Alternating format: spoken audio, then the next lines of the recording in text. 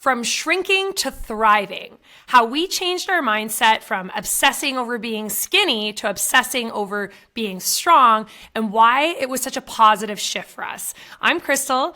This is Megan, and we're your hosts for Unloaded. Thank you so much for joining us. If you have any questions at all, we're going to pop our contact information into the video description, and you can reach out. We'd love to hear from you.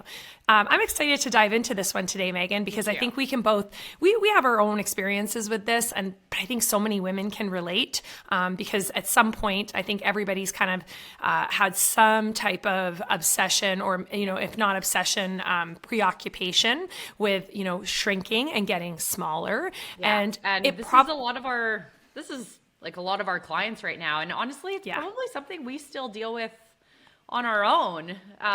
It was a huge part of my journey for a lot of years. And yes, I think I can probably speak for both of us when I say there's nothing inherently wrong with body composition goals. That's not really what we're getting at today. It's just where things start to go sideways when we talk about your mindset towards those body composition goals. Yes, it's a slippery slope, and I think there's so much to unpack here. Like there's a lot of emphasis on showing up smaller and being skinnier, and not putting on too much muscle. Like don't get too bulky, right? Like there's so much. Like how are we even defining what's small, what's big, what's healthy? Like there's a lot there. I know, and then there's the whole history, like how you grew up can massively shape your perception of health and beauty and what you strive for. That was a really big thing for me. I grew up in a house where I was watching my mom squat and do bicep curls and lift when I was very, very young. It was pretty funny because it was in the 90s, even late 80s. What can I say? Aging myself here. But no, I was born in the late 80s, early 90s. We had a gym in our basement. So my dad was really into bodybuilding. And so he lifted and he trained my mom. So it was funny because I would sit on the stairs watching my mom work out, wrap her knees, do all the things while my dad smoked a cigarette. So we didn't, it was pretty hardcore. He was in his jeans and Harley Davidson stuff. And there were pictures of bodybuilders lining the wall. So at a young age, I was looking at my role model was my mom, lifting weights, getting strong. And this was also around the time that Linda Hamilton was in Terminator, with muscles and and I was whoa, that's what I want to look like. And I'm not saying that that's better, because that of course can be, if we pursue that, anytime we start obsessing over our physique, it's not a good thing. But there was an element of right away, I was ooh, muscles, strong. And my dad had me squatting when I was 13. I was just really getting into track and I was very competitive. And so he was well, he introduced me to the idea that you can use fitness to support your goals with track and field. And man, did that ever end up shaping me. Yeah, that's awesome. And I mean, for me, I always felt like I was in this, or had this goal to have more muscle, but it was showing the muscle as well. Right. So it always became this weight loss goal. And I want to put on a little bit of muscle, but to show the muscle, I have to do a ton of cardio. And it became this obsessive pursuit and extreme restrictions and sacrifices that compromised things that actually matter, the putting on the strength, my actual health, even just the joy in the process, which I found a lot more joy in strength training or the goal of being stronger than just trying to show those muscles by losing weight. And also, I didn't have a lot of self-respect at the time because I wasn't talking to myself very well. I was just body dysmorphia and never feeling like I looked good enough, no matter how skinny I was. And I look back and I was I was thin. And I remember thinking, I'm fat. I need to lose weight. I'm fat. Right. This is how I spoke to myself. And man, it took a long time to break that habit. And I have so many clients now, or even just females, males that I talk to online, and they don't want to start a new program until they're thinner. And it's just a very slippery slope. It makes you Yeah. miserable, disappointed, and just that laser focus on being smaller is dangerous, because when staying skinny becomes our primary like long-term plan, when every meal and workout is driven around that goal or decided around that goal, you start to see these real consequences, which can be nutritional deficiencies, Yeah. loss of muscle mass and strength, which is usually an underlying goal, even if you want to lose weight, but also should be like a good long-term health goal. Higher risk of injury and discomfort. It even affects our joints long-term. Noticeable dip in mental health typically. Loss of joy. It's just not a sustainable long-term approach to fitness. No, I It's where totally we start agree. to see people also feel a little bit frail and delicate in life, and then we're avoiding activities, and Yeah. keeps everything, or it can. So how do you deal with that? Like if you have a client that is like in that cycle and they're in that trap, and you can see like because you've been there, you know how it feels, you know what it looks like, you see the red flags. Do you talk about it with them? Like, do you bring it up? Do you kind of try to ascertain like, where are they in this journey? Are they ready to hear this from me? Yeah, I try to. I do find it hard because every person is different, and I don't actually do nutritional coaching, and a lot of it is talking about the foods we eat and how much more we might need to eat than what we think, which is where I often refer people off to someone that I trust for nutritional coaching. But Yeah. I try to get them more excited about different goals and Smart, not remove that goal of wanting to change your body shape, change the way you look, or how light you are. But getting them more excited about goals being to be stronger Yeah. and to fuel yourself so that you can try harder and have more energy throughout the day. Yeah. And ideally increasing your food intake, but also your overall activity. So a Yeah. little less couch potato time. Totally. I think like, so again, it comes back to like, you're dealing with probably a lot of like habits and a lot of history. So like people are so attached to like, well, I did this before and it's always worked for me. Or this is like, even if it hasn't worked, it's like, well, like this is what so-and-so does, or my best friend Karen, she does this. And like, so we're always kind of battling like what people have done, like historically, how they grew up, what their, maybe what their parents did, all of that. Parents. Not mine. Mine's great, but yeah. Well, and I again, like I look back on my childhood and I remember like my dad making me protein shakes. Again, I was like 12, 13 years old. I was like really getting into it. And I was drinking protein shakes with raw eggs. I was like, I thought I was Rocky. Cause again, not necessary, but like Rocky awesome Balboa. to have a dad who's just thinking, I want to make you strong.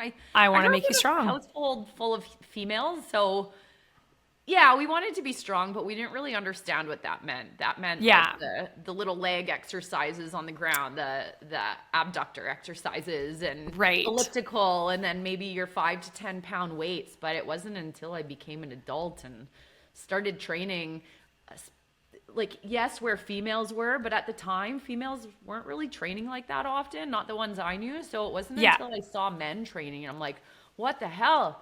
They can do way more than I can. I want to do as much as that guy does. And it shifted to like females being more of my goal. But for a while, it was just like, I just want to be a strong badass, and I don't care whether it's a male or female. And but strength and real raw, big strength, like big weights. And your dad sounded like the perfect role model for that. Well, in many ways he was. Yeah, he like really, that association. It's happening, but I know, cool. right? I did have exercise-induced asthma, and I remember very distinctly having to use an inhaler. I ran track competitively, and like I was in like club level, etc. Anyways, and so I spent a lot of time running, and I was always having these asthma attacks. And I was like, I don't think I had asthma. I think I maybe had an allergy to secondhand smoke.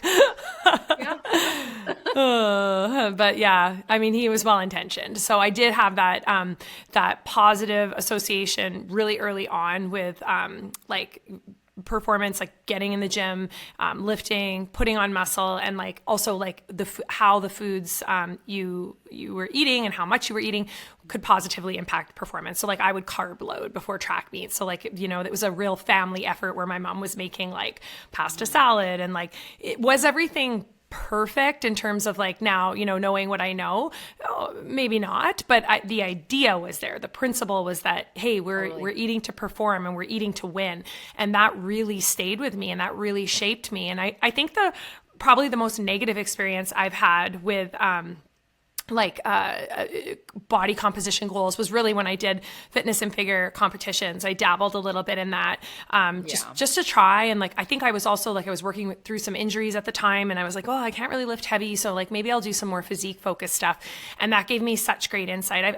I've touched on this before, where I really was exposed to like that extreme restriction for the first time ever. I'd never done anything like that. Like I really didn't have a history of really dieting. Like anytime I'd made tweaks to my nutrition, it was like, oh, I'm going to eat more protein, or I'm just going to swap out some foods, and I'll do paleo, but I'm not going to be hungry. Like I'll just eat more sweet potatoes. So I think that doing the fitness and vigor gave me such great insight, and it made me so much more empathetic in terms of like from that nutrition coaching standpoint, just understanding the mindset and sort of how people have to overcome like, you know, these ideas, and like how, you know, if we restrict something long enough, if we tell ourselves like, oh, we can't have this, or I need to look a certain way, like it can really like alter your your perception of yourself. You can really develop body dysmorphia. You can really develop some disordered eating around, you know,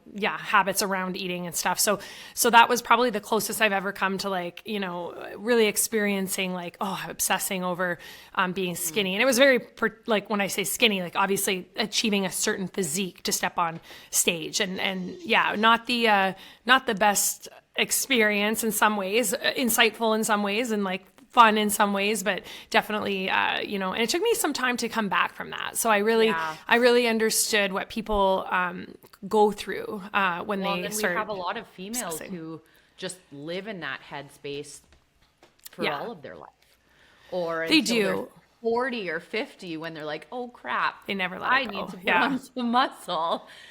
But they've lived that way in that headspace for so long. So to break that is really tough. Challenging, and it's a worthwhile journey, but a lot of it happens up here. Up in the, And, you know, I think another thing that I would touch on I think that could be such a positive influence is, and we've talked about this too, is just the community that you're in. Think about like a CrossFit box as opposed to like a traditional gym where you might have girls that are like, you just see, there's just a different vibe, obviously, like right from I'm not putting down traditional gyms, because there are some great ones, and like any gym is great. Like go to the gym. It doesn't matter what gym it is. But you know, just like even like all the mirrors and the folk, like everywhere you go, you see yourself and other people see you, and you like, it's just a different atmosphere. And I think sometimes you'll just get sort of a different culture in these gyms. So if you go to a CrossFit gym, the culture is one that focuses on function and performance. And with that comes, we're training to be strong. We're training to be fit for life. And not saying that people that go to more standard gyms aren't training for those things. It might not be as obvious and raw. You see people going for the aesthetic a lot more, and then, you know, a little more like posing selfie kind of situations happening. And I find myself classic trying twist to avoid, and which I'm like, oh, I still haven't mastered that like that, but but really I want to be surrounded in a space where it's like, as a CrossFit coach, people are really disgusting in my face all the time, like the sweat, and they're spitting on me as they're talking, but you know what, I don't want them to know or even think about those things. Like I don't care.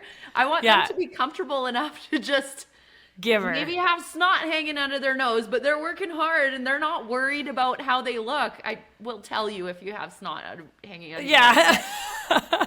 But you know, like that's the kind of place I want to be in. It's raw, it's disgusting sometimes. It probably smells a little bit, but we aren't looking at ourselves and we're not obsessed with So, that. Maybe we'll go look yeah. after class or after a workout, but Totally. when Yeah. we're working out, we're just focused on hard work. And it's not to say with the mirrors that you can't do that. That's not at all what I'm saying. It's just, it's barely an option for us. Yeah. You know? And I think a powerful lesson too is just that when we focus on that performance piece, when we stay attached to that and it kind of becomes the main goal, often the physique stuff just follows naturally. Like Exactly. right? Yeah. Like you're making good decisions because Yeah. you're really like invested in getting stronger and taking care of yourself and showing up feeling great. And then all of a sudden you're like, oh, like, wow, like, look how getting to bed on time and focusing on protein and eating well to support my goals in the gym,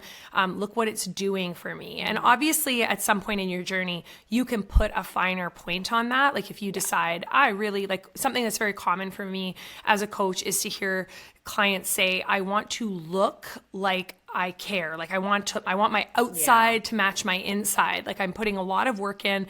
I just maybe need to tweak a few things with nutrition to, feel and perform and look the way that I know that I can. And so that's okay. And I think, arriving at that place, like really like authentically through like, oh, wow, like I'm having so much fun.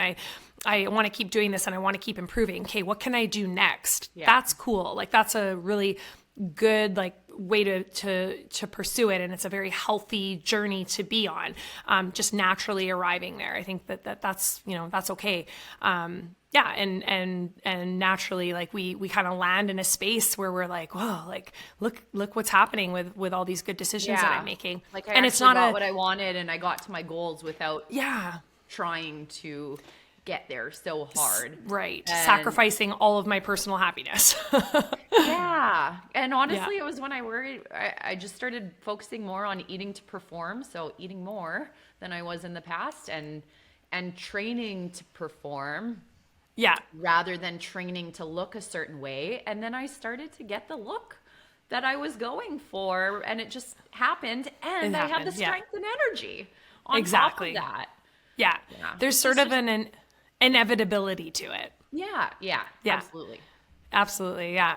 Awesome. Well, I think, I think that this is probably very relatable for a lot of people that are, in the gym, like taking care of themselves. But yeah, if you are someone that is sort of struggling with that, emphasis and that focus on trying to like be your smallest self, both Megan and I probably have some great insight and definitely feel free to reach out, follow along on our social media. Sometimes just that's where you need to start is just by like slowly absorbing some content and like allowing yourself to like shift your mindset and sort of stepping into this at your own pace. Love it. Thanks Megan. And thanks everyone for joining us. We'll see you next time. Thank you.